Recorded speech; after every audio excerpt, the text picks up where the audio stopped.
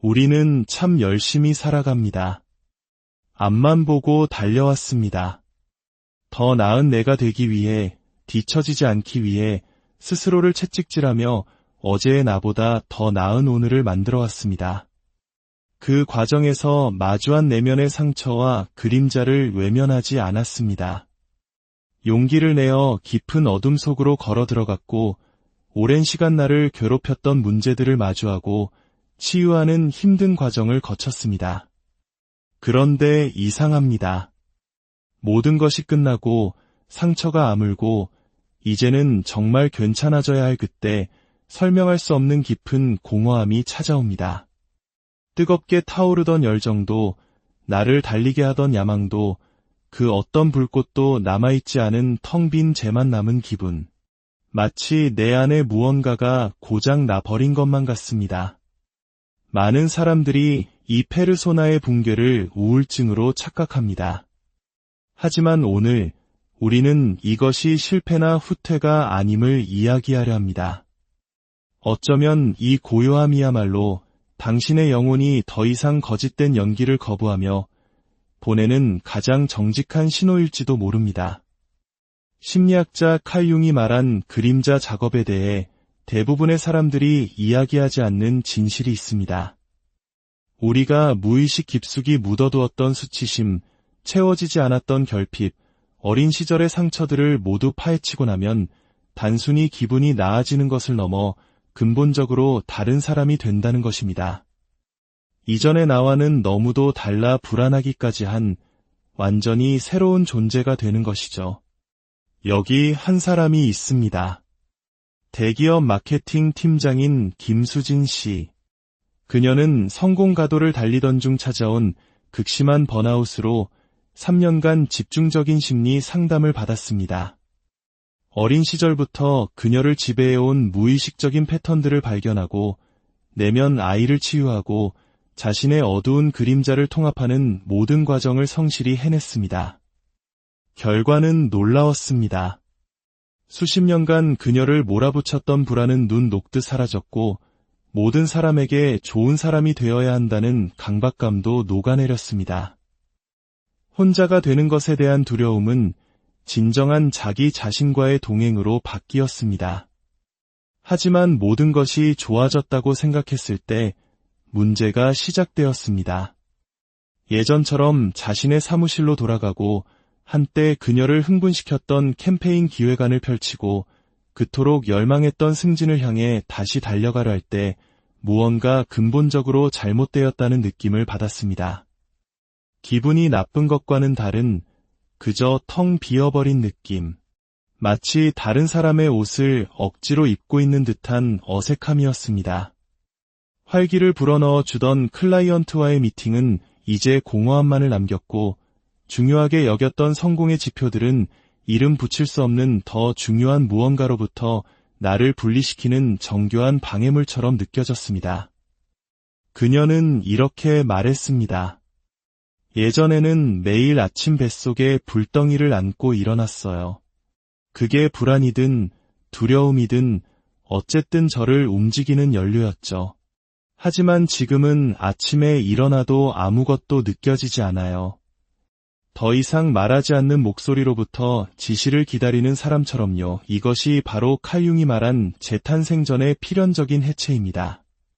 하지만 그 누구도 과거의 당신과 앞으로 되어갈 당신 사이의 그 고요한 공간이 얼마나 적막하게 느껴지는지에 대해서는 경고해주지 않습니다.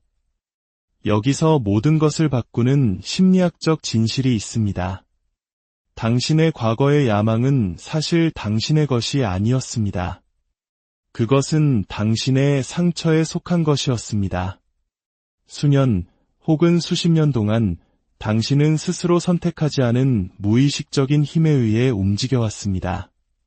사랑받고 싶은 욕구, 버림받을 것에 대한 두려움, 자신의 가치를 증명하려는 욕망, 그리고 충분하지 않다는 끔찍한 공포. 이것들은 의식적인 결정이 아니었습니다. 배경에서 조용히 실행되며 당신을 앞으로 밀고 바쁘게 만들고 생산적으로 만들었던 생존 메커니즘이었습니다. 하지만 칼융의 그림자 작업은 이 상처들을 치유하는 데서 그치지 않고 그 모든 작동 방식을 폭로합니다. 갑자기 당신은 깨닫게 됩니다.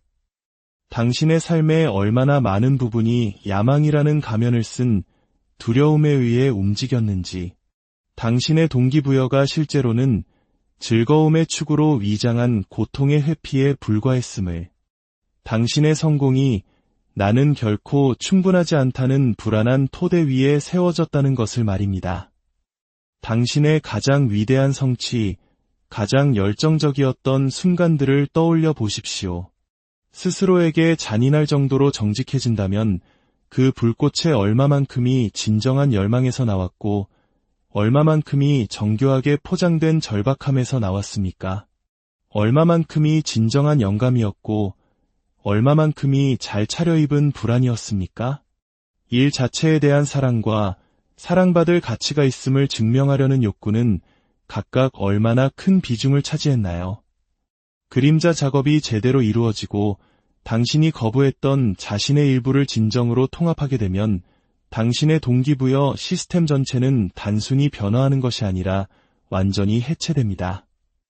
그리고 그 해체는 병리적인 현상이 아니라 거룩한 변화입니다. 과거의 당신은 결핍을 연료 삼아 사다리를 올랐습니다. 하지만 치유된 당신은 더 이상 그 사다리들이 실제하는 곳으로 이어진다고 스스로를 속일 수 없습니다. 이것이 바로 융이 페르소나의 죽음에 대해 말한 의미입니다. 페르소나란 우리가 사회에 적응하기 위해 쓰는 가면, 우리의 필요를 충족시키기 위해 연기하는 캐릭터입니다. 페르소나는 진정한 우리가 아니라 살아남기 위해 되어야만 한다고 생각하는 나입니다. 우리 대부분의 삶 전체는 이 연기하는 자아를 먹여 살리고 유지하는 데에 맞춰져 있었습니다. 당신의 경력, 관계, 목표, 심지어 삶의 목적의식 전체가 이제 와서 보니 불완전하거나 최악의 경우 거짓이었던 당신의 버전을 유지하기 위해 설계되었습니다. 그렇다면 그 거짓된 버전의 당신이 죽었지만 그 아래에 있는 진짜 당신이 누구인지 아직 발견하지 못했을 때 무슨 일이 일어날까요? 바로 지금 당신이 느끼는 무기력함입니다. 진정한 동기부여는 오직 진실에서만 나올 수 있기 때문입니다. 그리고 그 진실은 이제 막 수면 위로 떠오르고 있습니다. 이것은 마치 빌린 연료로 마라톤을 뛰다가 갑자기 멈춰선 것과 같습니다. 그 침묵이 끔찍하게 느껴지는 이유는 당신이 두려움 없는 동기부여를 경험해 본 적이 없기 때문입니다. 결핍 없는 추진력을 느껴본 적이 없기 때문입니다.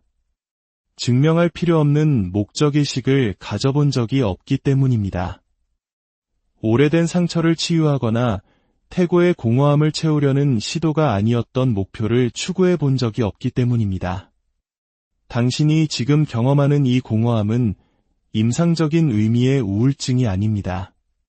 당신은 절망적이거나 무가치하지 않습니다. 일상생활이 불가능한 것도 아닙니다. 단지 더 이상 예전과 같은 것들에 의해 동기부여되지 않을 뿐입니다. 그리고 그 익숙했던 당근과 채찍이 없으면, 당신의 삶을 움직였던 그 무의식적인 동인들이 사라지면 앞으로 나아갈 방법을 알 수 없게 되는 것입니다. 융은 이를 당신의 정신이 근본적인 재조직을 겪고 있다는 신호로 이해했습니다. 당신의 분리된 자아감인 에고는 더 이상 운전석에 앉아있지 않습니다. 하지만 당신의 더 깊고 진정한 본질인 자기는 아직 완전히 모습을 드러내지 않았습니다. 당신은 그 중간지대, 하나의 존재 방식과 다른 존재 방식 사이에 존재하는 경계의 영역, 즉 공백 속에 있는 것입니다. 만약 이 이야기가 당신의 마음 깊은 곳을 울리고 있다면 당신의 영혼이 진정한 길을 찾고 있다는 신호입니다. 잠시 시간을 내어 이 영상에 좋아요를 누르고 당신의 경험을 댓글로 공유해주세요. 당신의 작은 나눔은 같은 여정을 걷고 있는 다른 이들에게 큰 위로와 용기가 될 것입니다. 당신의 나눔에 축복이 깃들기를 바랍니다. 이 공백은 말로 설명하기는 어렵지만 일단 그 안에 들어가면 결코 놓칠 수 없는 질감과 특성을 가지고 있습니다. 그것은 우울증의 무거운 어둠이나 슬픔의 날카로운 고통과는 다릅니다. 오히려 평생을 고속도로 옆에 살다가 완벽하게 방음된 방에 들어온 것과 같습니다. 그곳에 있었다는 사실조차 몰랐던 소음이 갑자기 사라진 것입니다. 불안에 기반한 동기부여라는 끊임없는 소음에 익숙해진 당신의 신경계는 이 고요함 속에서 무엇을 해야 할지 모릅니다. 바로 이 지점에서 당신의 영혼은 당신을 보호하고 있습니다. 당신의 정신은 과거로 돌아가는 것을 거부하고 있습니다. 애초에 진정으로 당신의 것이 아니었던 동기부여에 다시 관여하는 것을 허락하지 않는 것입니다. 하지만 앞으로 당신을 움직일 새로운 동기는 아직 드러나지 않았습니다. 이것은 게으름이 아닙니다. 실패도 아닙니다. 심지어 정체도 아닙니다. 이것은 당신의 영혼이 다음 단계로 나아가기 전 신성한 멈춤의 시간을 갖는 것입니다. 당신이 동기를 잃은 것은 당신이 약하거나 고장났거나 실패했기 때문이 아닙니다. 당신의 영혼이 더 이상 불안을 연료로 달리는 것을 문자 그대로 거부할 지점까지 치유되었기 때문입니다. 이것이 바로 개성화의 시작입니다. 당신이 되어야 한다고 생각하는 나가 아닌 실제 당신이 되어가는 과정입니다. 건축가인 박민준 씨의 이야기를 들어보죠. 그는 어린 시절의 트라우마와 애착 문제를 해결하기 위해 4년간 노력했습니다.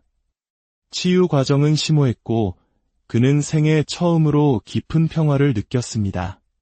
그러나 다시 일터로 돌아가 건물을 설계하고 프로젝트를 관리하며 승진 사다리를 오르려 할 때 그는 더 이상 맞지 않는 옷을 입고 있는 듯한 기분을 느꼈습니다.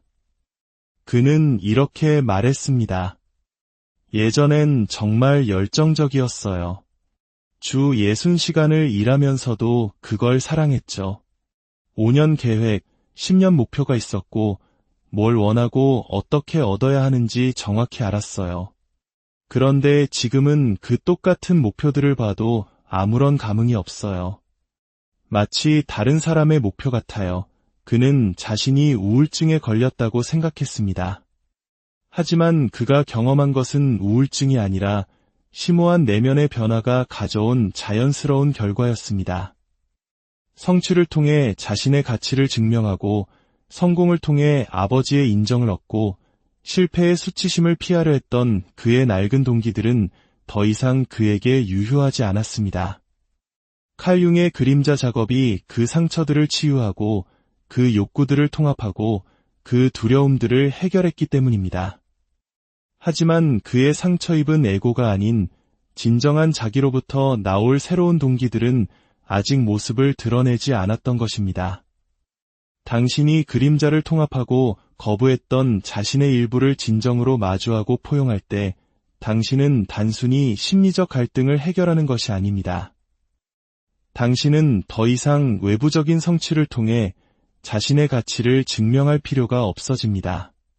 끊임없는 인정을 요구했던 에고 구조가 무너지고 그 구조를 먹여 살렸던 모든 동기들도 함께 무너집니다. 세상이 당신에게 주입한 목표들이 없다면 당신은 누구입니까? 이 질문은 치유된 사람들을 두렵게 합니다. 왜냐하면 처음으로 당신은 조건화된 욕망이 아닌 당신이 진정으로 원하는 것을 발견할 자유를 얻었기 때문입니다. 융은 이렇게 썼습니다. 일생의 특권은 진정한 자기 자신이 되는 것이다. 그러나 되기 위해서는 먼저 되지 않기가 필요합니다. 진짜 자아가 나타나기 전에 거짓된 자아를 잃어야만 합니다. 당신의 낡은 야망들이 사라지는 이유는 그것들이 당신이 더 이상 되기를 원치 않는 누군가에게 속해 있었기 때문입니다. 당신이 지금까지 세웠던 모든 목표, 쫓았던 모든 승진, 축하했던 모든 성취를 생각해 보십시오. 그중 얼마나 많은 것이 진정으로 당신의 것이었나요? 얼마만큼이 물려받은 기대, 사회적 프로그래밍, 또는 한때 보이지 않고 가치 없고 불안하다고 느꼈던 상처 입은 아이가 아님을 증명하려는 필사적인 필요에서 비롯되었나요?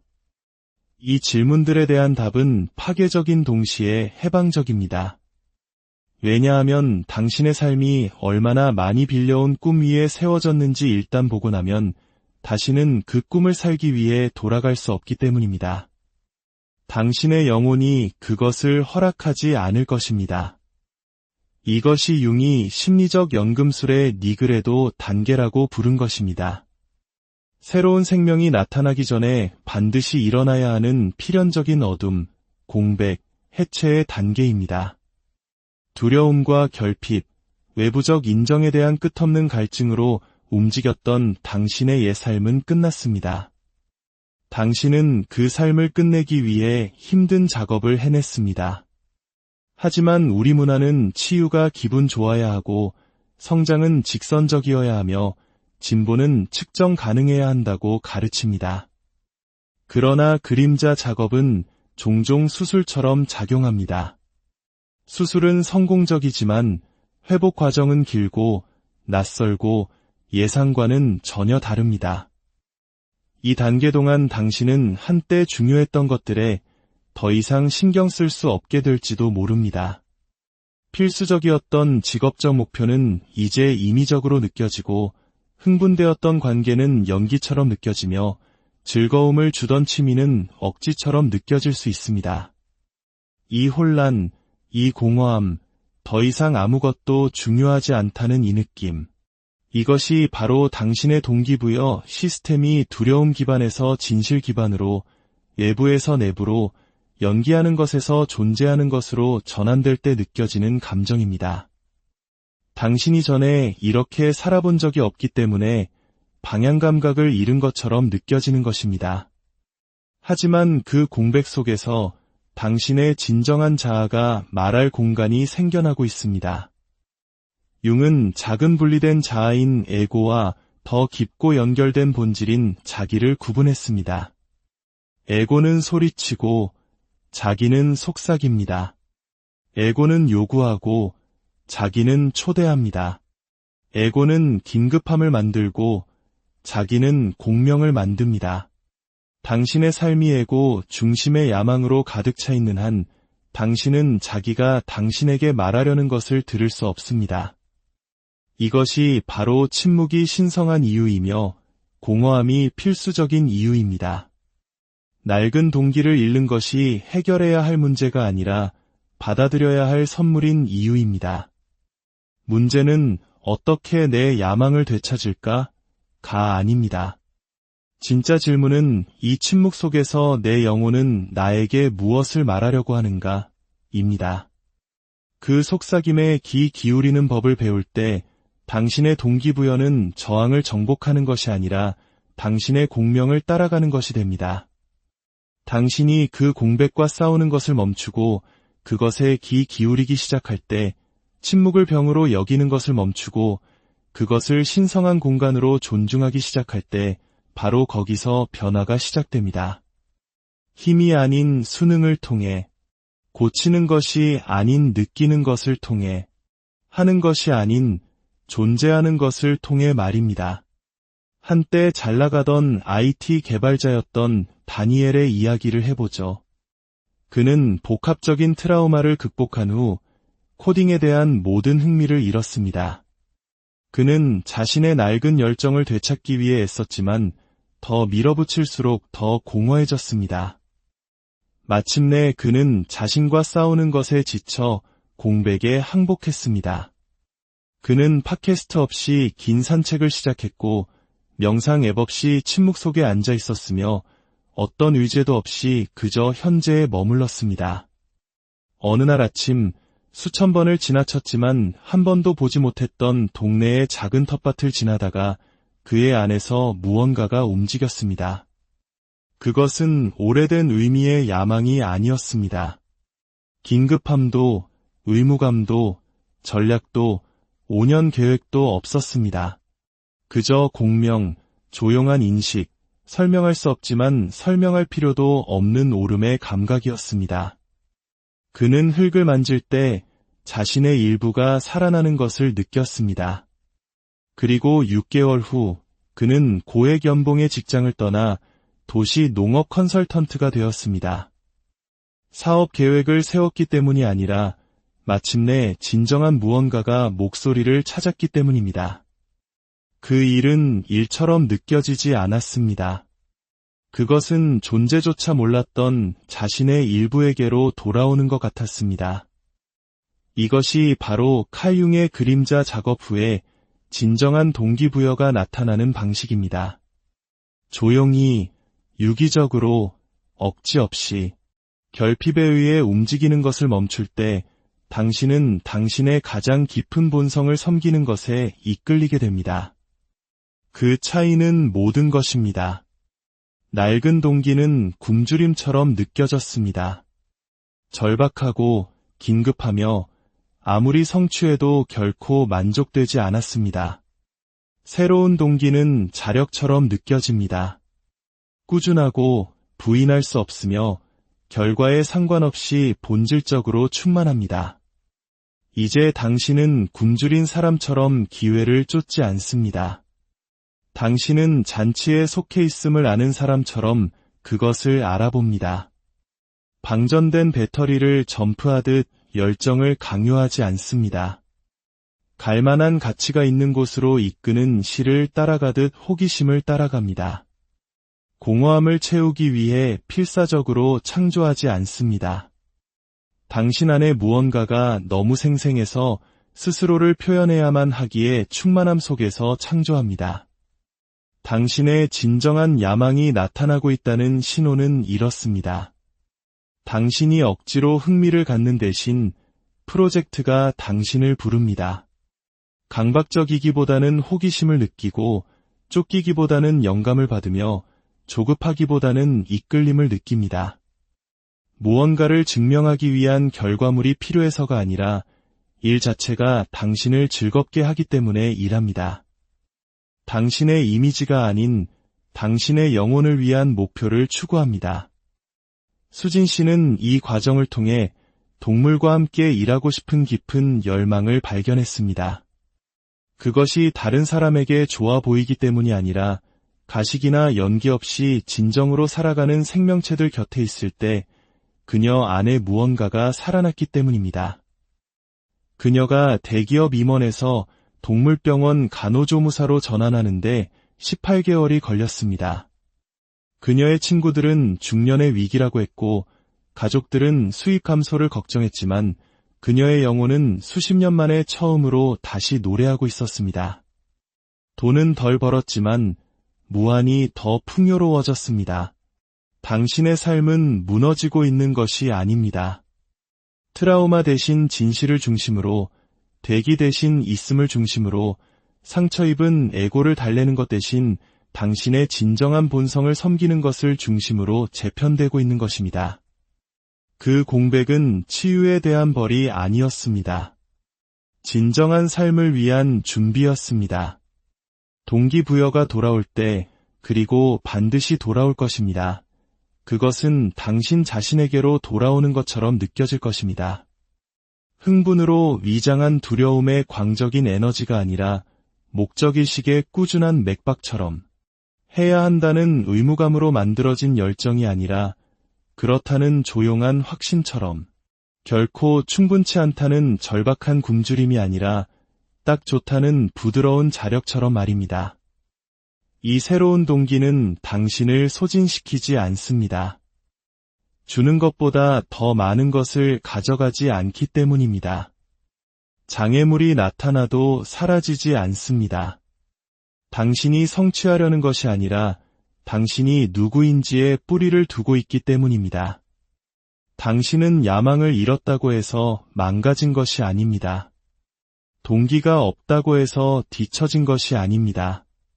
한때 당신을 움직였던 목표들로부터 성장했다고 해서 실패한 것이 아닙니다. 당신은 정확히 당신의 영혼이 있어야 할 곳에 있습니다. 침묵은 비어있는 것이 아니라 가능성으로 가득 차 있습니다. 공백은 벌이 아니라 준비입니다. 당신의 진정한 자아는 연기자가 무대에서 내려오기를 참을성 있게 기다려왔습니다. 이것은 당신 이야기의 끝이 아닙니다. 이것은 당신이 지금까지 살아온 모습과 당신이 앞으로 되어갈 모습 사이의 쉼표입니다. 이 신성한 멈춤으로부터 나타나는 동기부여는 기다릴 만한 충분한 가치가 있을